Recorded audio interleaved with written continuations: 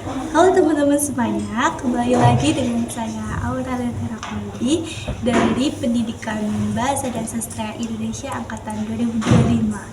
Nah, kali ini saya ditemani narasumber saya. Boleh berkenalan, Kak? Oke, baik. Terima kasih Kak Aura. Perkenalkan, nama saya Miftahul Ilmi, biasa dipanggil Ilmi.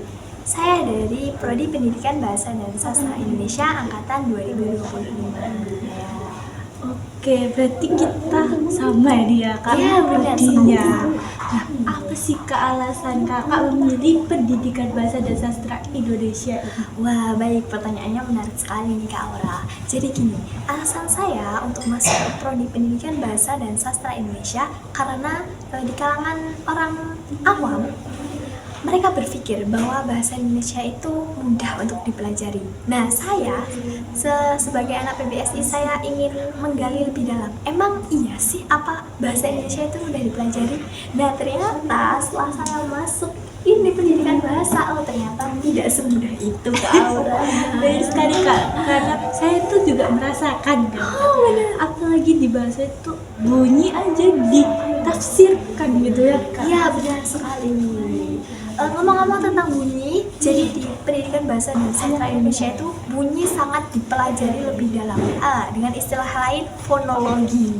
Ya bener banget, itu pelajaran yang membuat saya agak pusing. Ternyata hal basic pun dipelajari gitu. Iya, di benar bahasa sekali. Indonesia ini. Berarti bahasa Indonesia itu mencakup semuanya dikaji, dari kata, bunyi, kalimat, paragraf itu semuanya dikaji lebih dalam lagi.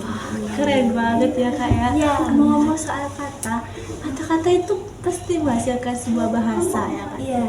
Nah, dalam bahasa ini perlu yang namanya literasi ya kan Kak? Iya, benar Supaya kita itu mengerti bahasa dan dapat membaca dengan baik gitu kan. Iya, benar. Nah, ngomong soal literasi juga nih, kalau nggak salah Indonesia tingkat terendah kan ya di dunia. Itu menurut kakak gimana sih? Ya, karena gimana ya? Karena mayoritas anak Indonesia itu sudah mengenal teknologi. Jadi mereka itu lebih suka kayak scroll TikTok, IG daripada membaca. Jadi itulah yang membuat literasi di Indonesia sendiri menurun. Jadi begitu. Oh gitu ya kak. Mungkin karena mengikuti perkembangan zaman Iya, ya benar gitu ya kak. sekali. Tapi melupakan sebuah bahasa. Iya, benar. Nah, ngomong-ngomong soal literasi juga nih kak. Kalau nggak salah karena literasi ini terendah di dunia, akhirnya banyak perpustakaan yang tutup. Menurut pendapat kakak gimana sih? Kan sayang banget ya, perpustakaan itu kan jendelanya buku banyak sekali di situ. Gimana nih kak?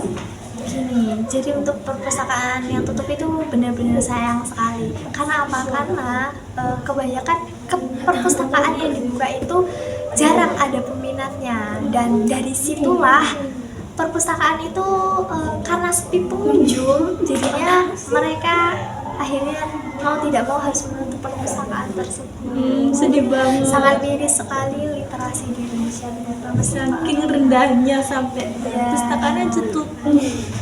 Aduh sayang sekali ya kak ya, perpustakaan Indonesia ini banyak tutup karena minimnya literasi di Indonesia ini.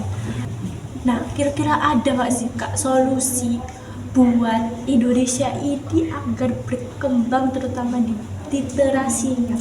Oke, jadi kalau menurut saran dari saya ya, yang pertama kita itu harus mengadakan perpustakaan terutama di daerah terpencil.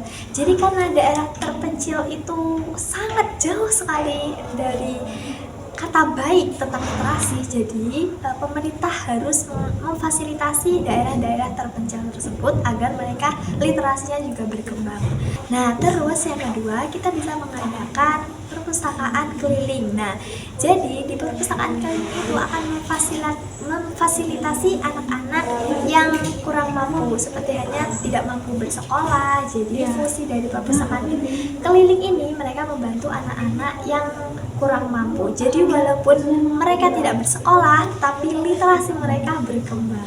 Jadi merata gitu ya kak ya literasinya. Terus Dan ada lagi terus kak? yang terakhir nih menurutku sangat penting sih. Jadi di Indonesia itu kan banyak sekali buku, banyak sekali buku yang diterbitkan. Nah, saya ingin agar pemerintah itu membebaskan pajak dari buku tersebut.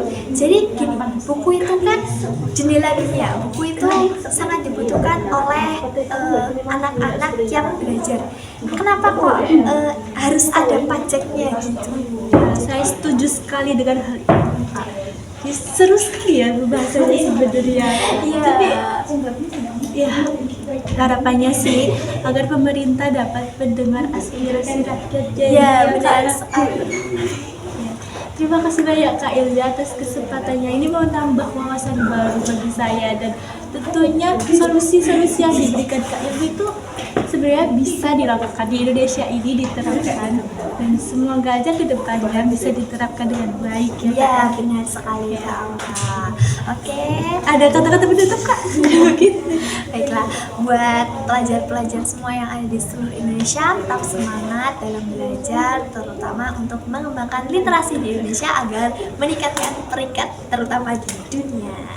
Oke teman-teman, terima kasih yang sudah menonton ya. Semoga ini meningkatkan pengetahuan kalian tentang literasi di Indonesia ini. Dan saya Aura pamit undur diri. Saya Ilmi. Terima kasih. Dadah.